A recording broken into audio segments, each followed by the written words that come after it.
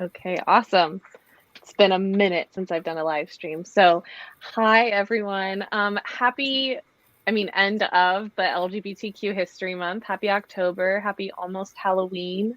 Spooky season's important. I'm actually going to be doing a haunt tonight, so I'm really excited. I'm going to go down to the haunted hotel. So, I love that sort of thing. I love spooky things. For those of you who have not tuned in with us before, my name is Evan Johnson. My pronouns are they, them, theirs. I am the Community and Youth Programming Manager for Trans Family Support Services. I've had the distinct honor of being with this organization for 5 years, predominantly serving our youth. Um, it's relevant to the sake of this panel. We're doing an intergenerational panel on LGBTQ history. It's relevant to know that I am currently, a spry 20-something, right? I just finished my bachelor's degree. I've been working with our high schoolers for many, many years. And so that ages you a little bit.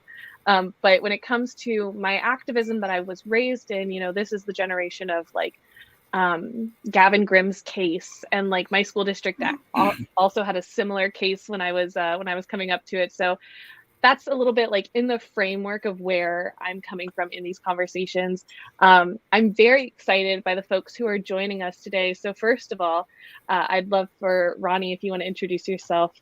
It's very exciting to see you. Well, thank you, Evan. I appreciate being here. I am Ronnie Zare. My tagline there says Veronica and Major. I'm retired from the Army, but I'm also retired from the nonprofit sector, where I basically did about 20 years of work with community nonprofits. I was the tribal grant writer for the Prairie Band Potawatomi Nation.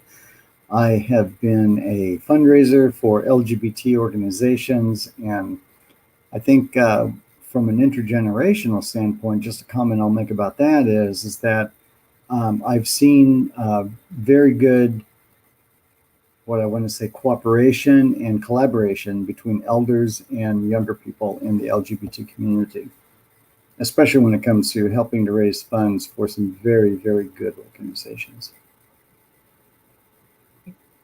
Thank you, Ronnie. And for those of you who may not know the history of our org, or maybe newer clients of ours, when I first started doing the work with Trans Family Support Services, Ronnie was our board president, and she absolutely led us in the direction that allowed us to grow into what we are now. So it's very exciting for me to get to do an event with her again. I mean, I don't think I've seen you one-on-one since like whenever somebody new came onto the board, Kieran and Martine, just for you to know, Ronnie would take them out to coffee and just have like a conversation and like get to know. And so I was like this 17-year-old intern sitting down with Major Veronica Zare, and she's just like, so what do you think? And I'm like, what? Don't ask my opinion. So that cooperation of just like genuinely respecting people's experiences, no matter their age, is just something that I really appreciate in you. And I was so excited when I saw you'd be joining us tonight. So thank you for being here. And then Kieran, do you want to introduce yourself next? Yeah, hi, my name is Kieran. My pronouns are he, him, his. I'm an intern with Trans Family Support Services. I am 17, so I'm pretty much in the footsteps that Evan was talking about just a minute ago. I'm also, senior in high school. I don't know. Excited to, have this conversation with everyone. Absolutely. And Kieran, I think something that's kind of interesting to know for your perspective, and I think that's something that we can kind of talk about a little bit later. But I think it's always interesting to know. So like, what year, just like chronologically, what year did you come out in? So I officially came out in 2019. Okay, awesome. See, and I officially came out, I think in like 2013, 2014. So not too long before you. And then Ronnie, just for funsies, when did you come out? Oh, that was a long drawn out process, because the first thing is that you need to have a good conversation with yourself first. I came out basically in 1998, and I went through, I transitioned a year later. Well, excuse me. I transitioned in 99, but I came out probably in 98 full time. But then about 5 or 6 years before that was just this process of getting to know who I really was. Awesome. Thank you. I think it brings such an interesting perspective to know when folks are starting to come into this knowledge for themselves, as well as like when they're starting to share this knowledge out. And speaking of that piece of like coming into it in yourself, I know, Martine, if you want to introduce yourself, I know that you didn't really step into your gender journey until quite recently. So I think it's fun that we have you joining us as well to talk a little bit about how you've seen LGBTQ kind of politics change as you've journeyed throughout your LGBT identity. Yeah, well, I appreciate it. Being referred to as fun, that's awesome. And it's definitely fun being here with everyone. So my name is Martine. My pronouns are they, them. I'm 29, and for me, I originally came out as gay, and then I came out as queer, and then I recently, within the last 6 years, have come out as non-binary.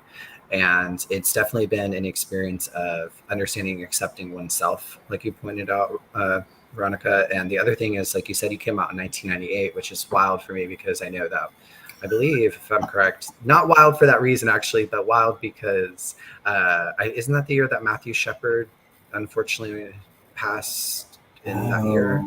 I would have to do my research on that, but I think you might be right. I think it was in 98. So I just think it's, like an intrinsic thing, right? Where like there's like that flow of, experience where there's some things happening while other people are finding themselves, and you still coming into that fold. So I just thought that was an interesting little tidbit. So. Well, and I think that's a huge part of it. And while we're having this conversation, like, let's dive right into it. And this piece of, I mentioned like the big news story around the trans community when I was starting to come out was the Gavin Grimm case. And right now we have everything going on in the United States right now, in particular, Texas doing its own thing, having a grand old time for some. But this piece of, as folks are coming out and coming into themselves, what are they seeing in regards to representation of their communities? So like, as a non-binary person, I'll say that like, I didn't even hear the word non-binary until I came out as non-binary. And this piece of like media representation at the time was unheard of.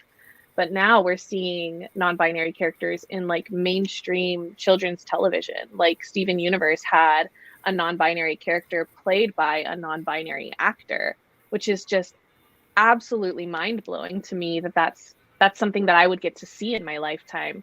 I think we've seen this huge leap in visibility and representation of the trans and non-binary community in the past couple of years. And I do think it's really driven by like the generation that came after me, like kiddos Kieran's age, and their parents. I think a lot of the activism of our young trans folks is done by some very proud, very loving parents to these trans kiddos. So I don't even know. I mean, Martine, you brought up, Matthew Shepard as like one of the major news stories that were going on around the time. But Ronnie, what did media representation of, I mean, in particular the trans community, but the greater LGBTQ community, what did that look like when you were growing up, as you were going through this journey of self-discovery, the long process that it was, what role models did you have to say, like, I'm not the first person to feel like this? We didn't have very many when I was growing up. We had actors and actresses that would do drag on television in certain comedies. And I remember once when I was very young, about 4 or 5, I saw a Bugs Bunny cartoon, and Bugs was in drag. And I thought, wow, that's me. I didn't know that, I didn't know what to call it, but I knew that was what I identified like. And then we had Milton Berle, who was a comedian of my grandparents and my parents' generation, and which some of the young folks here would probably not know. But then we had other people like Christine Jorgensen. Some of the folks back east, they did have Marsha P. Johnson. They did have Sylvia Rivera in later years. But in the 60s and early 70s, there wasn't much. It was primarily it was primarily drag queens that we would see on television, or female impersonators, and doing a comedy shtick. So those really were the only role models we had. I remember one though. Her name was Jan Morris. She was a bona fide serious writer, and she did a number of books. She just recently passed away, but she had been James Morris, and she transitioned back in, I think, the mid '60s or '68, receiving surgery in Morocco. So we really didn't have role models of our own. We had to meet. When I started meeting, we started meeting in the early '90s. We started meeting basically at a local MCC church in the Kansas City area and all of that. And that's what we would do. That's when I finally realized, wow, there's other people like me. I will say one more thing though. I first heard of another trans woman when I was in the 5th grade. And my first reaction wasn't, wow, what does she look like? My first reaction was, wow, there's 2 of us. So that's how isolated we felt back then. And I think you bring up this great piece, and thank you, Ronnie, for sharing that. Because there is that moment of, oh my gosh, this is an option, right? Seeing Bugs Bunny dressed in drag, it's like, oh, I can do that. And then there's also, I think, this history of, for a long time when we were looking at representation and activism in regards to trans rights, it was kind of led by people who performed in drag. And we see this trend of people who were previously drag queens coming out as trans women, and this kind of history that's still currently happening. And I know, Martine, you're very involved in drag, and in regards to like knowing the community and loving to go to the shows and all of that, I have gotten the pleasure of going to a show with you now, and it's very exciting.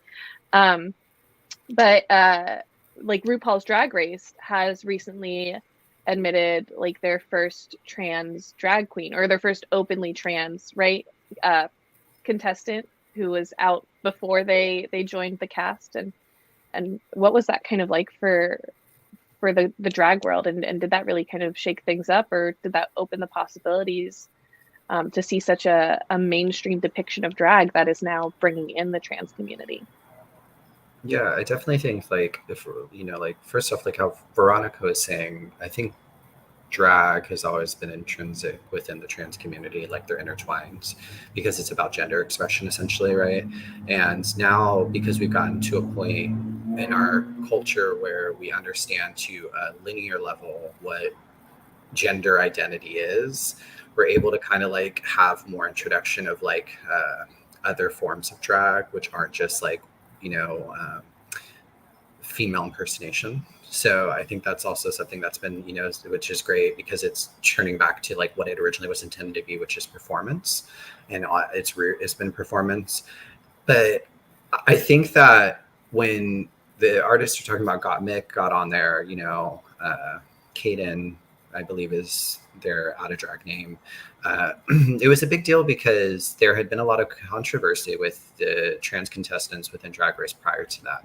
And, one of those contestants was Peppermint, who's a wonderful trans activist and does a lot for the community and supports, and has been very loud and about it, outspoken. But, like from my understanding, stopped or, held off on transitioning fully, or in this case, for them, starting what would be aesthetic or physical transitioning, which would be receiving breast implants in this case, so they would be on the show.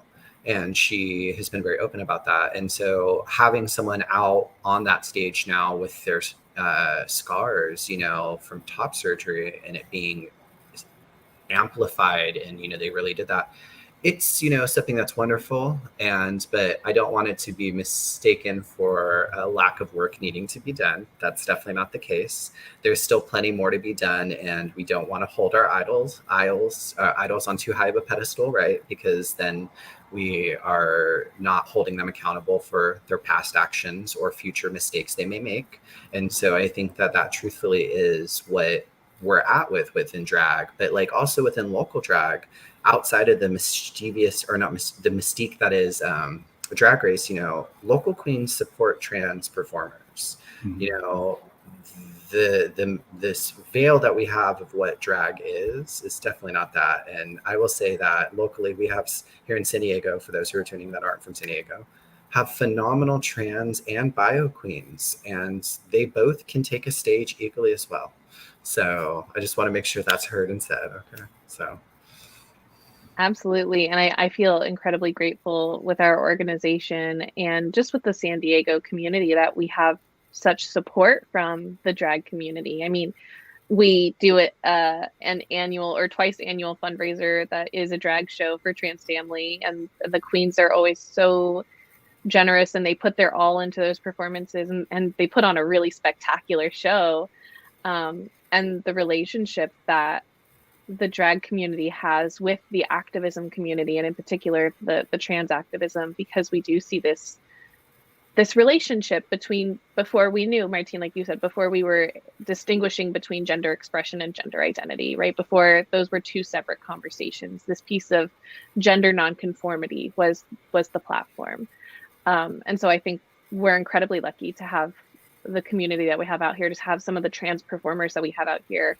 I've gotten to see some really spectacular trans queens who just put on a phenomenal show. We have some great queens here in San Diego. Like if y'all are ever in San Diego and you want to see a drag show, literally any of them, any of the local drag shows are spectacular and wonderful, and the queens really do put on a great show. So I think that's a great piece to point out as well. And Martine, I appreciate you and your calling out of the local scene and how it is incredibly different from, like you said, like the mystique or the prestige of mainstream drag, which I think is what Drag Race is it's consumable drag, right? It fits what society perceives drag to look like, where it is this performing femininity, or like Fish, right? As opposed to the artistry that I think we see with artists like Gottmik when they were on, and this piece of it is about the art, it is about the performance, not just about emulating femininity. So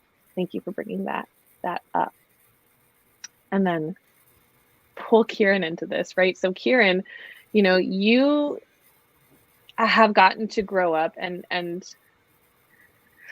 I think you could think of it as like a cool thing, but also like, I'm sure, a really stressful thing. You've grown up in this world where the trans community, and in particular trans youth, is pretty visible, and it's pretty on the radar of the mainstream world through news, and also we're seeing some representation in movies and television that I think started happening while I was in high school, while I was, you know, definitely in college. But you've gotten to be like entrenched in that and seeing these narratives. And I'm curious personally, because we usually think about it from this lens of like, oh yeah, visibility is always a good thing. But what did that visibility mean to you as you were kind of coming into yourself and discovering parts of your identity? Yeah, for sure. There've been some really big ups and downs to it. I'll say before I came out, for a long time in my life, I lived in Tennessee, and I lived in a pretty sheltered area from any of the LGBT community, and I didn't grow up being able to see those kinds of, you know, situations. I think the first time that I, you know, ever seen anybody in the news was, I think, Caitlyn Jenner, you know, when she came out, and that kind of, you know, rocked my world. I was thinking, you know, how is it that's amazing, you know, that someone can, you know, change their, you know, gender identity, the way they present to the world. But after that, up until the point where I kind of came out to myself, I didn't have any other experience with it. But when I did, when I finally was able to admit that to myself, I started looking for it. And even now, you know, in media, it's gotten way better. And even if you're not intentionally trying to search for it, it's showing up more, which is just phenomenal to see representation. But when I finally did start looking, it was, you know, relatively easy to find examples of, you know, other people like me who had transitioned and kind of what that journey had been like for them. and, you know, how they were feeling, you know, everyone has a different, you know, journey. And I got to see, you know, some people really, really wanted to medically transition, and some people just, you know, wanted that social piece. And that was extremely helpful for me to be able to see those different things and wonder how that applied to me, and, you know, where did I want to go, because those were now options. They weren't just me trying to figure it out alone in the dark, which was amazing. But also what comes with that, with the trans youth being kind of broadcast in the media so much, is there are examples of people who transition and regret it. Unfortunately, there are some people who go through that. But I feel like there's been so much focus on that rather than the actual trans youth who are able to go through these processes and benefit from it, that it's just being eclipsed a little bit. But it is extraordinarily affirming and just amazing to be able to see other youth who feel the same way that I do, who have had similar experiences, and for us to be able to, you know, kind of bond together in that shared experience and in that shared identity, and realize that there are a lot more of us than people think. And, you know, when we all get together, you know, we can move mountains, we can help pave the way for the next group of trans youth so that they can have it even better than us.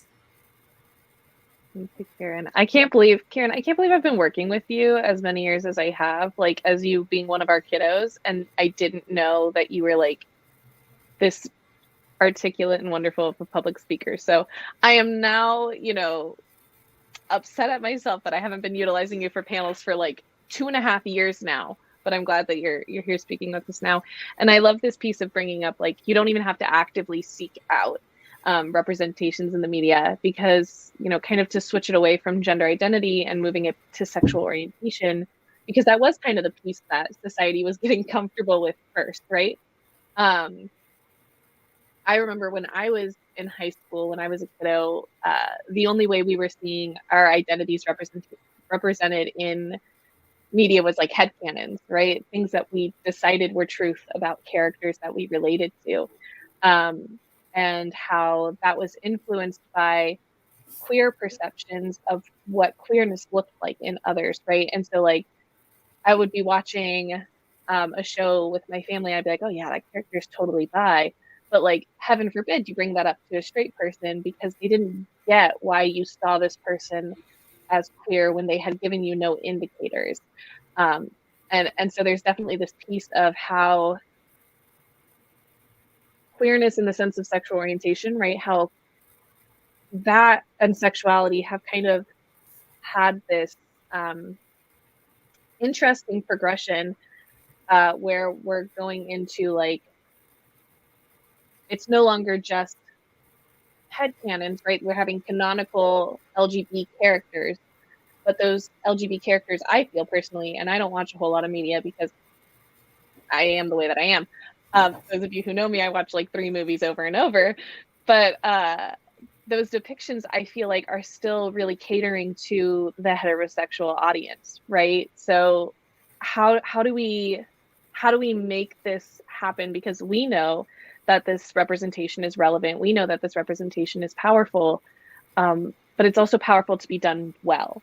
So I don't know if anyone can answer this one. This is just a broad throw out, but, like, you know, this piece of, I always say, be grateful for the representation you get while being critical of its faults.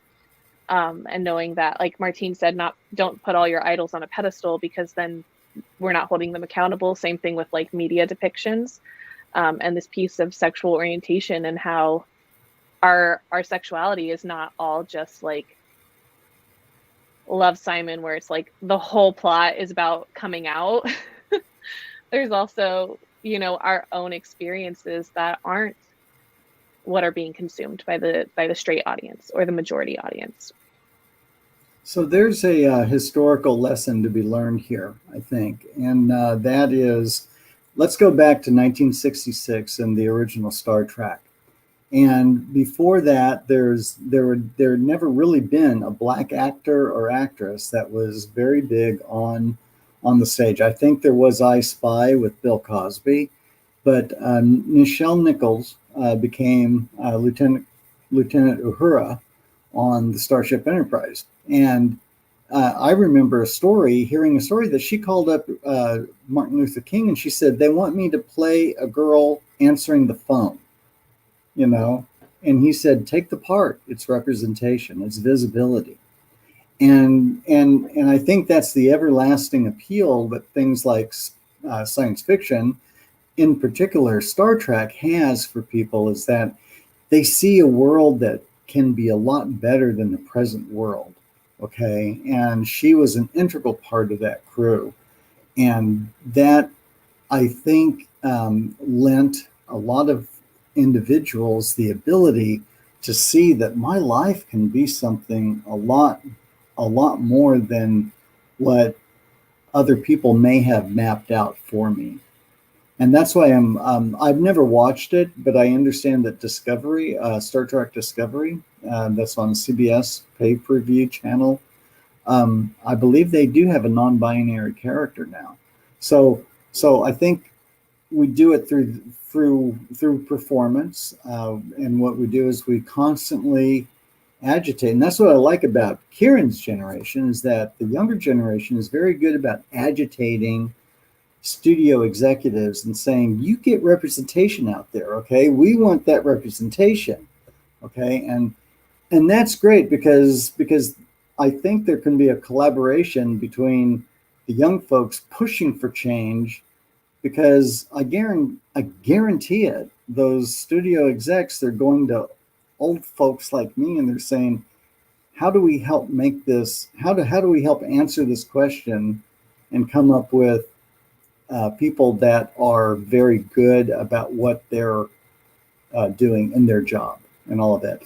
Personally, what I would love to see eventually is I would love to see a movie about a trans woman that is a battalion commander in the Army or in Afghanistan or in Iraq, trying to assist a military mission to those nations. So yeah, this piece of how representation has changed, and yes, the idea that we can exist, right, and we can aspire to, whether it be like the piece of acting roles or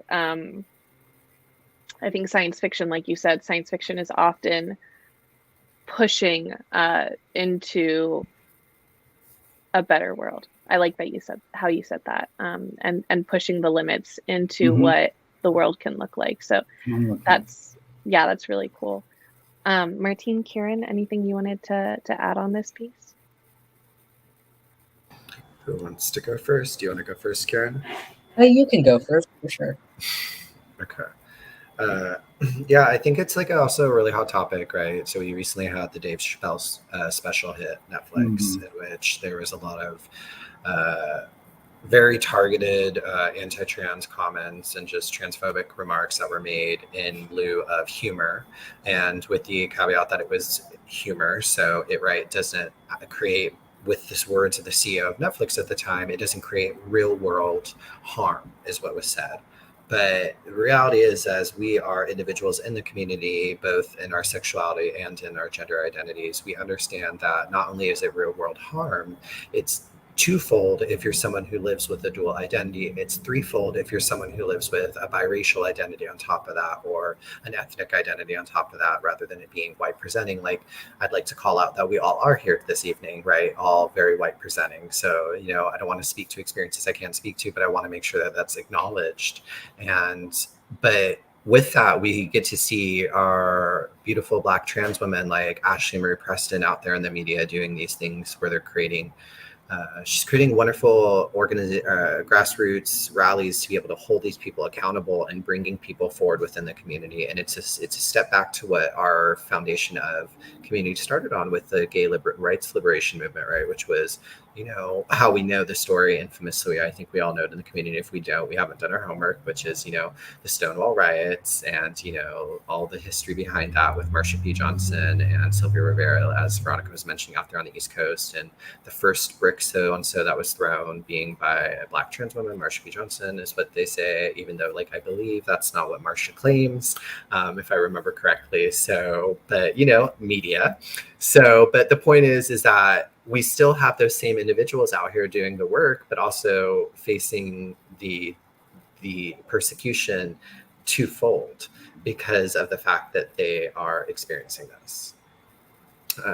For me, I think that the only way we move past it is, again, by pushing more visibility. So we're having people of trans identities and different sexualities being, like Veronica was saying, in roles that are relatable and aren't just sci-fi roles, which are placed in not current reality and not, lived experiences that we can relate to. And I'm totally down because I watched The Magicians, which is a fantasy show, which is very queer. So I'm all for that. But I would love to be able to see a leader, like you were saying. And I realized recently I don't like country music, not because I didn't like it, because I didn't see myself in it. And because of Casey Musgraves, someone who embraces the queer community, I'm now I'm a country stan. Who would have guessed? So... Yeah, no, my sister has a whole playlist that is sapphic country music. That's her whole thing. But I want to come back to this point that you mentioned about the real harm that representation and depictions and media can do on this community. And I think for a long time we were seeing the real harm of the promiscuous bisexual or the cheating bisexual as being the only representation of bisexuality or any form of polysexuality, right? So any multi-attracted identities. And so this wave of generations who the only depictions of bisexual or now pansexual or queer characters was this person who oh, you can't trust them because they're always gonna cheat on you with the other gender, right? Which what? But it's interesting, and I don't know if this is something that we're really seeing so much in the youth media. So Kieran, maybe you can help me out here. While there are shows like Steven Universe that are showing great depictions of non-binary characters and of same-sex characters or same-sex attracted characters, are we seeing a change in the representation of bisexuality, of pansexuality? Are we seeing that also happening with our mainstream media? I would say so, to a bit of a limited extent, because for so long, all of this representation is, really is kind of just starting out, in the long history of media and television. And so, a lot of those, depictions that have existed in the past are the stereotypes of what straight people and what cisgender people think our community is like. And so a lot of those, kind of harmful stereotypes exist.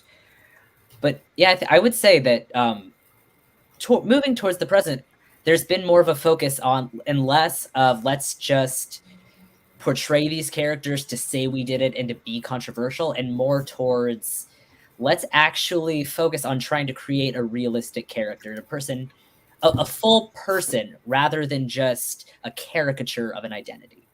And there is still obviously such a long way to go before, we get to the end goal, if there even is an end goal. But I would say that it is moving in the right direction. It is not there yet. And there's still a lot of really good work to be done. But yeah. Yeah, and I think I just want to. Can I just go ahead. jump in? Thank you. So I just want to say there is somewhat of an end goal, an immediate end goal, right? Which is if you're a voter, if you're someone who has the ability to go out there and advocate with your voice and be able to do what you need to do that way, you can advocate for legislation that creates protections, right? So passing the Equality Act, right? Nagging your senators to get that going. that's a way to create more change in an immediate way that can be perceived not as like, I don't want to say like you're saying like an end goal, but like as a means to the next step, right? We're always traveling on this journey because and so we're always traveling on this journey. And so I think that for me, what it is, it's about understanding that to take steps, we have to create solid ground. And one of those pieces of solid ground is solid legislation like the Equality Act. So harass your senators and get that going. Thank you, Martine, for the political plug. I know I can always rely on you. And all I was going to say was, you know, Kieran, you and Ronnie, and then Martine echoed from Ronnie, you've all kind of brought up this point of like representations of LGBTQ characters who happen to be LGBTQ, right? Rather than they be like LGBTQ characters, they're characters who happen to be LGBTQ, you know, people who their gender identity, their sexual orientation isn't the centerfold of their story. The center of their story is this full life that they're living. Absolutely. And I feel like I don't know that I grew up with any stories where a person just was queer, right? Or it wasn't like something where even when people were talking about like people they knew, it was always like, oh, so-and-so who's gay, like they're gay. Like it was a secret that they were sharing with me. And it's like, okay, can they help me with my math homework? Like, I don't know that I really care about their queerness. It's not really relevant to the conversation.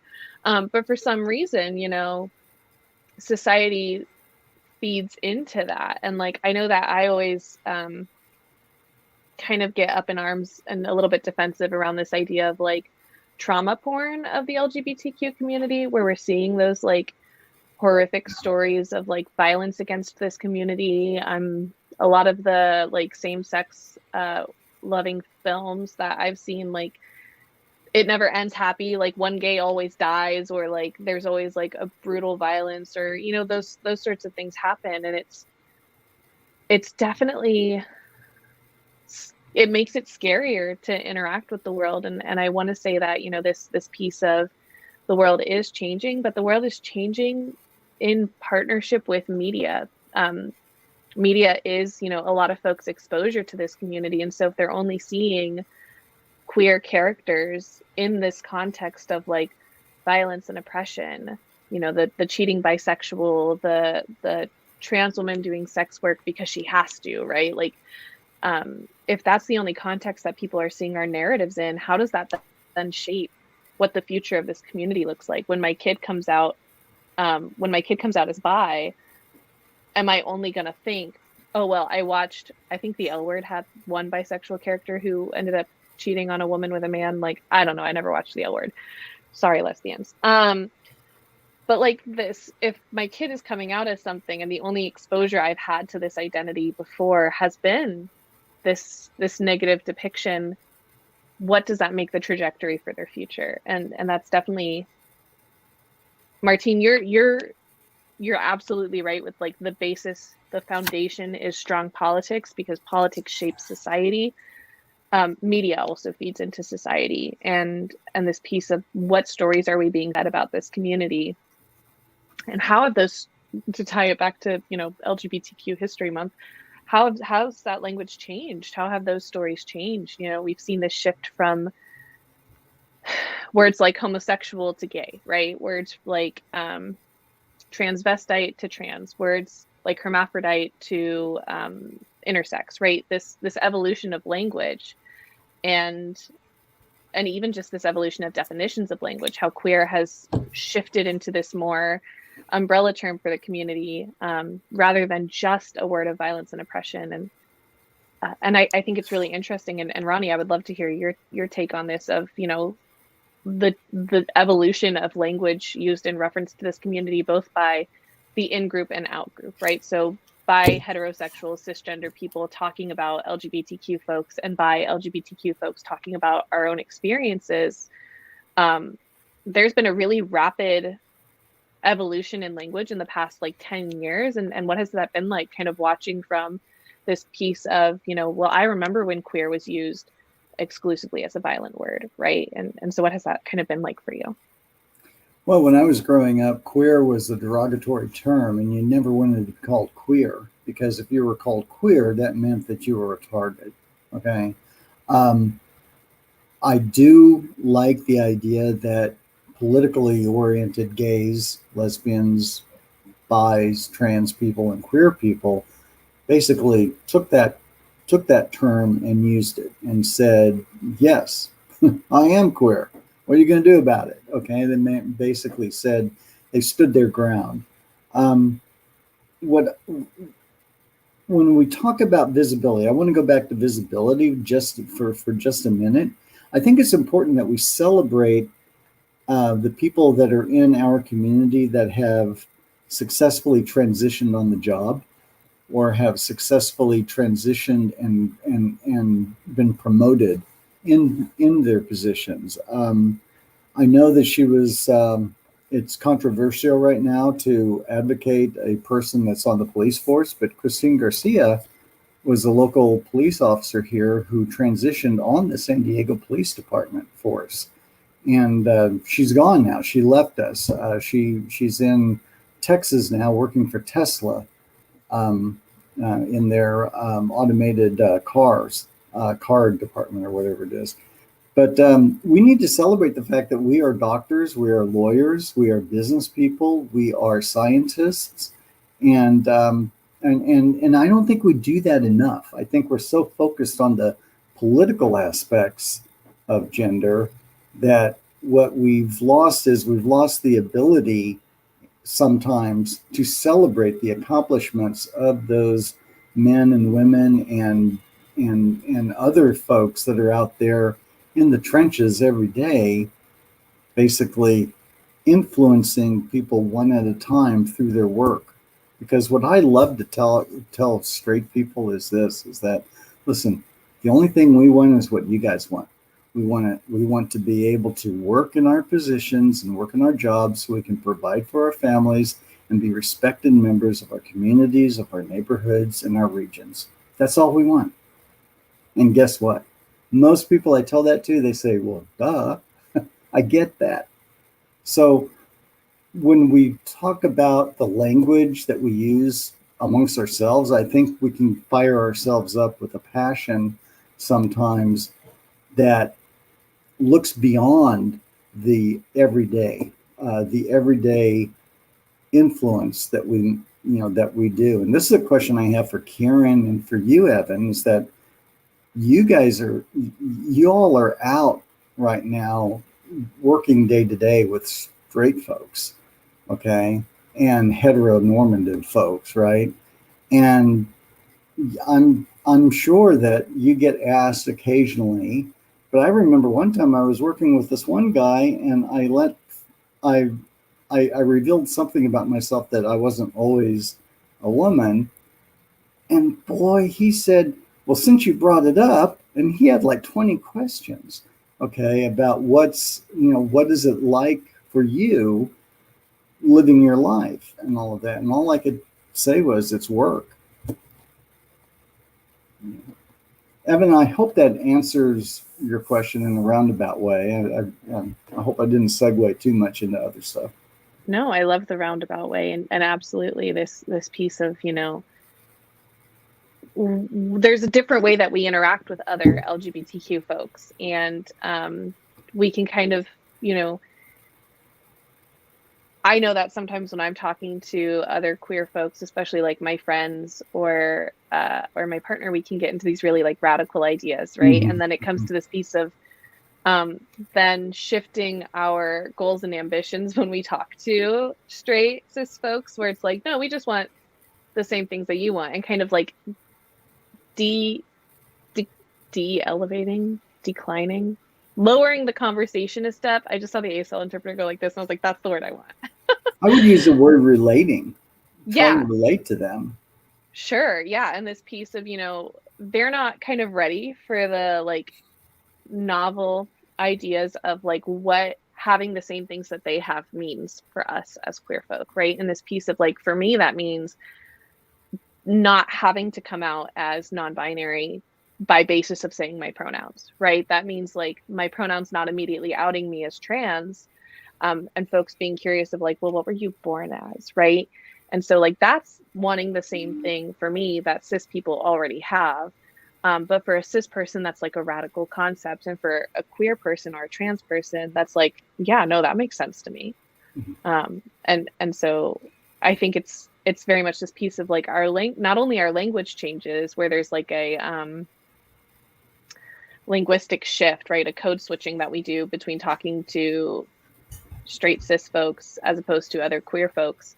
But there's also this piece of ideation change, not so much. It's the same ideals, but the way that we phrase it changes.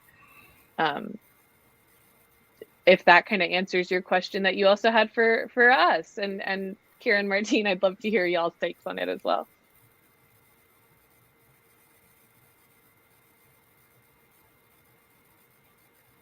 Okay, I'll jump in first. So I actually think this is really interesting because I had a conversation with someone earlier, kind of in lieu of this, which is, you know, with the same mindset that Evan was saying as far as being outed when using pronouns they, them. I recently came into contact with someone who is cisgender, but their pronouns are she, they.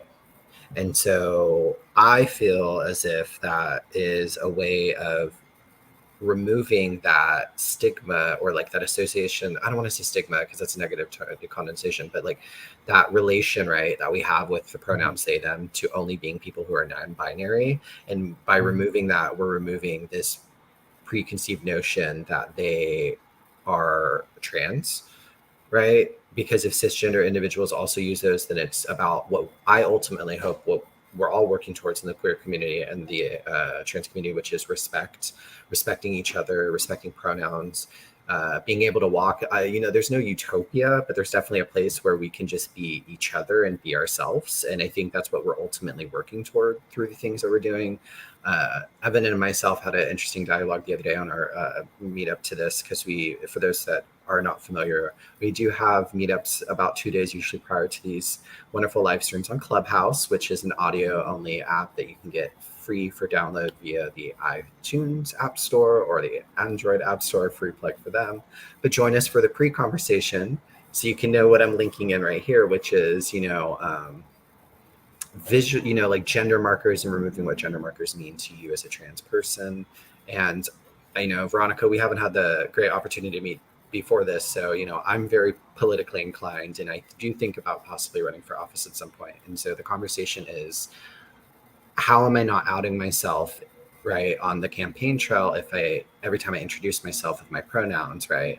And it's not about wanting to not out myself, because I am very proud of who I am, and I think that it's important to speak up and speak loudly and proudly, but it's more so about, like, we think about safety when we think about being outed, right? In environments we don't know. So I ultimately think that first off, for me, I think that person was a little intrusive. I don't think that you giving out that comment was an invitation for them to go on a fishing expedition. And I definitely think for me as a person, in my experiences, I have just shut them down if I don't know them very closely and said, this isn't the place for that, right? Because that's just me. Evan and I have also had conversations about how do you correct people in a professional work environment with your pronouns. And I say, you know what, you just do it, because you got to just do it. And that's what we've done, right?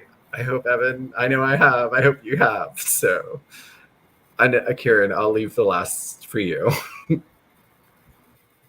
Well, yeah, I think all of what y'all were saying was very poignant. I too, in my life, have experienced a lot of cisgender heterosexual people who don't understand my identity, because I came out between freshman and sophomore year of high school. So when that happened, there were people who remembered me from before I transitioned. And, obviously that led to a lot of awkward questions and interactions from a lot of people. And the thing that I've found is a lot of people, there are some, of course, that this doesn't hold true, but a lot of people don't mean it with harm. They don't understand.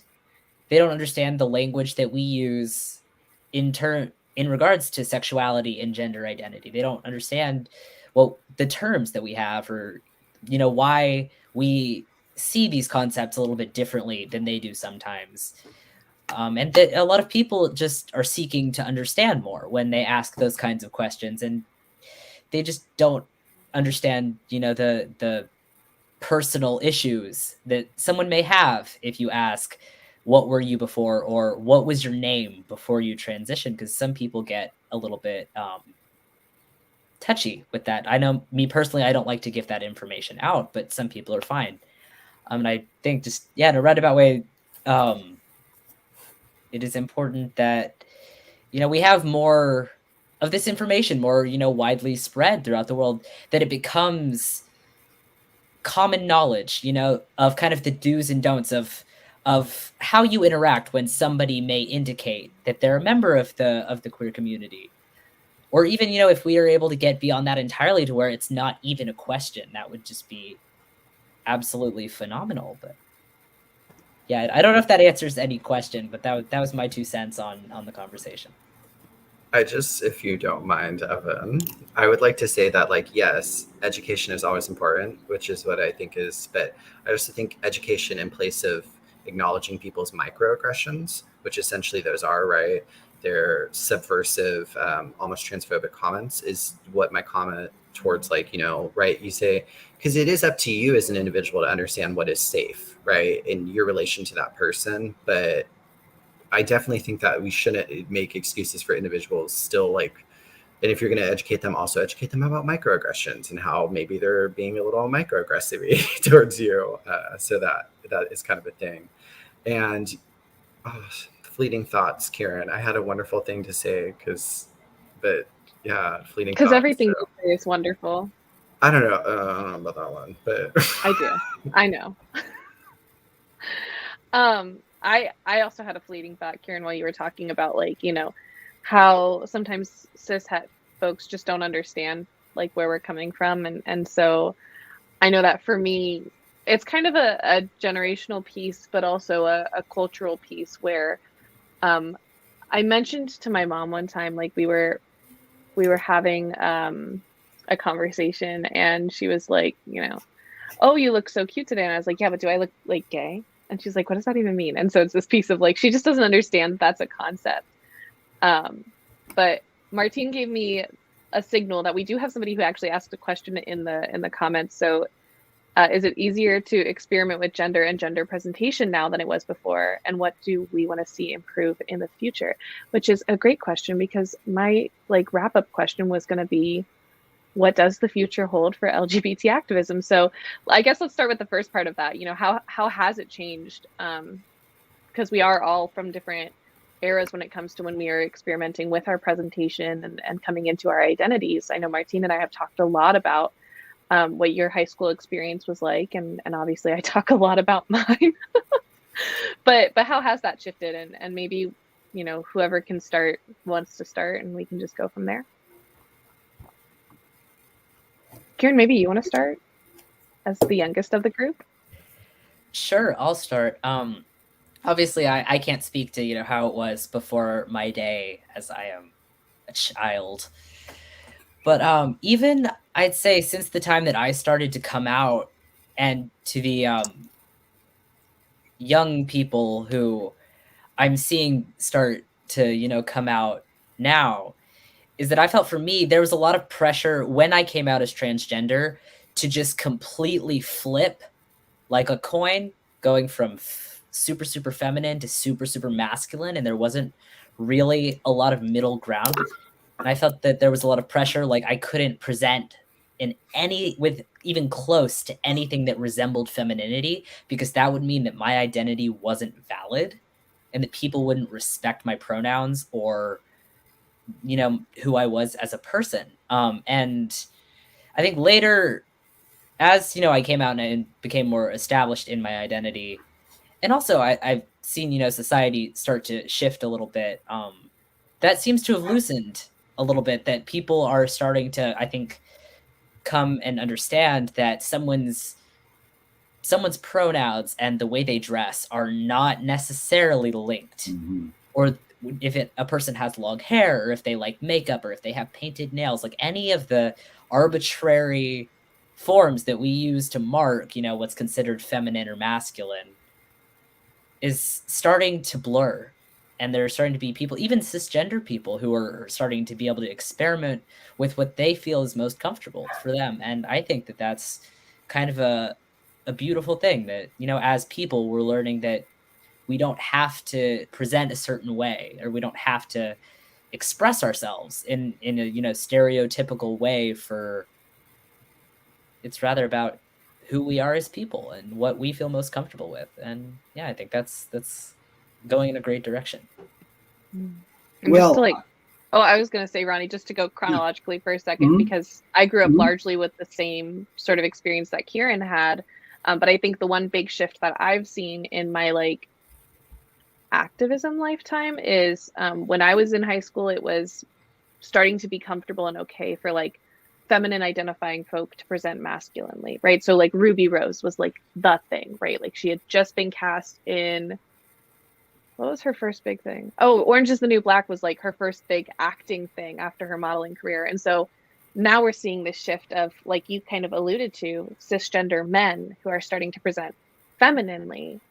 And I think that's really powerful. And that's a really great evolution that we've gotten to see. So I didn't mean to cut you off, Ronnie, but Oh if no, you want to go no! ahead. I'm glad you said that, because I'm gonna reach way back in time to the early '90s, and when I was in the Army, and I had to be cognizant of how I walked down the street to make sure I didn't put too much swish into my walk. And if you can imagine this Army officer walking down the street and wanting to walk the way I currently do, and I had to be conscious of the fact that I didn't want to walk the way that I felt most comfortable. So after transition, it became much easier and much more freeing to move, just walk down the street, if that makes if that makes sense, because that's what we had to do as a survival mechanism and all of that. And I think as time has gone on, I've been able to appreciate the fact that, yeah, I mean, even though I wear makeup and wear my hair long, I still do other things that are entirely male. I'm still a hunter. I still go out and hunt. I still go to the range and zero my hunting rifles and do my shotguns and all of that. So, um, and I just interact with the people on the rifle range and all of that. So I'm a woman that likes to go out and do the outdoor stuff. You know. And I think that kind of ties into Kieran's piece as well of like, you know, Yes, it when he does. was coming out, his masculinity would be questioned were he to express any interest in femininity. And so I think the fact that you're able to still be your authentic self, Mhm. where maybe your authentic self isn't traditionally feminine, and still enjoys things like hunting and shooting, and your femininity isn't put into question because of your enjoyment of those things. So that's really cool to hear, and I'm very excited about that. Yeah, one of the guys once on the range said, "You got a friend?" And I said, "Oh, Oh man. yeah, yeah." I love it. Hey, passing is cis people hitting on you. I Oh no, I think he understood. I think he understood the whole score, and what he did was he was saying that, um, I mean, I like people that are able to do this broad interpretation of their gender and all of that. So I think that's what he was trying to say. That's very cool. That's a very cool point. And I also wanted to comment really quickly, Martine, before we get to you. I think there's something very liberating and powerful about the statement of the freedom to move, right? The Mhm. freedom to walk the way you want it to walk. That kind of resonated with me in this piece of, you know, I think there's some existential poetic truth to that, right? The freedom of just being able to move. So thank you for saying that, Martine. Do you want to briefly touch on what it's been like in the past and then close us out with like what's your hope for the future? And you Sure, can start I us on definitely that. can. I can do that. Or we can flip it and reverse it, like Misty said. So I am, I was in an environment growing up where I had a very affirming family. when I came out originally as bisexual, then gay, then queer, then, I went on this gambit, but I was always allowed to, and I say allowed because I think that, right, it's about giving permission from parents at that point, because everything is about getting permission. So I was allowed to wear makeup. I was allowed to, with the clothing I wanted to wear, I was allowed to, dye my hair whatever color I wanted at a very young age and experiment with what would be considered gender markers. And while I probably wasn't aware of it at that point, it definitely made me be able to be a lot more confident in myself because I understood myself a lot more. And I'm now 29 years old, and I look back on those things with a lot more appreciation because I have more knowledge. And so that's something I can say I'm very grateful for. And I would say that for the parents that may be listening this evening or watching this on the playback, being able to allow your kiddos to play with, like Kieran was saying, clothes, makeup, having long hair, those aren't things that are necessarily going to attach on forever, but what they're going to do is they're going to allow your children to continue to appreciate the whimsy of life enough to be able to not take it too serious and get caught up in the weeds, and be able to focus on the more important things that we all focus on, which is security of self. And that, be it self-confidence, be that housing, be that, medical, whatever that is, when we think of security, when we think about it, like that's what that allows your kiddo to do. So I would say that moving forward, that's what I hope we can see improve in the future, is more supportive parents for the kiddos, and it not just be our trans and gender nonconforming siblings, and it be our cisgender family members. And it also be that we move forward to a point in which we don't have to come out.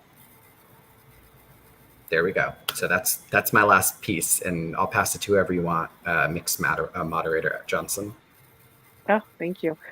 You said flip it and reverse it, so now that's just the order we're going to go in. So, Ronnie, what does the future hold for you? What do we see in the future for LGBTQ activism and gender and all of that?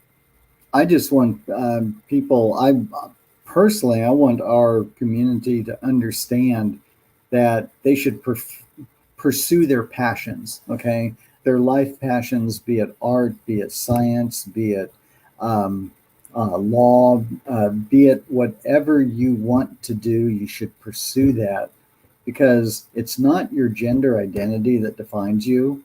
It's your ego and your personal, the core part of you that identifies you.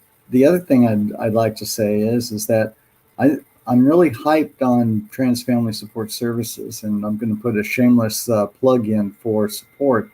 But trans family is the family is the first band of support for a trans person, okay?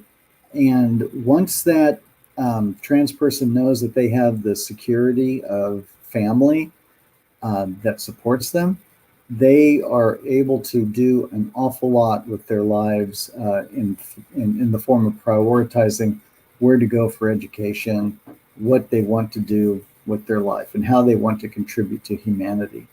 Because remember, you're human first, okay? And yes, your gender identity is part of who we are, but at the same time, we have an obligation to lift all humans, and we do that through our work. And I think you and Martine both kind of touched on this piece of it's amazing what LGBTQ people can accomplish when they're not worried about their basic livelihood. Absolutely. Like Martine mentioned, being able to focus on other things, not like housing and security and medical and this beauty that is, we can accomplish anything we set our minds to, but we're being stunted by this fact that we're prioritizing our own safety first, because we have to. So I'm going to answer the question now. I'm so quick. I'm sorry we're running so late. Usually we start late and we finish on time, and start on time, finish late. I don't know. It's fine. For me, I would love in the future, and what I think is going to happen in the future is we're going to see this really unapologetic shouting out of who we are. And I think identities, I think micro identities, I think labels are really powerful. And I think it's really special that we have language. I mean, Ronnie knows this, everyone knows this. I talk about this all the time. I used to be an archaeology major with a focus in linguistics. So like for me, language is the piece. And so this piece of our language matters, and the general understanding of what our language means, not in a universal sense, but in a sense of it all matters. And for us to stop, writing off kids because they're expressing these identities and us saying like, oh, you're too young, right? And so the future for me is, like Martine was saying, this piece of more parents who are stepping in and affirming and loving these kiddos so that they can grow up to achieve what they want, and so that we can see them then for the next generation. Like, it's important that they see, the first non-binary person elected to public office. Like, that label matters for that sake of representation, for the sake of now the next non-binary kid knows that they can run for office and have their pronouns be respected. And so for me, that's what I want in the future, and that's what I hold, is being proud of our labels so that we can get that piece of being the first out of the way, and somebody else can come and be the second and the third and the fourth and the 30th, and so that's what I want to see.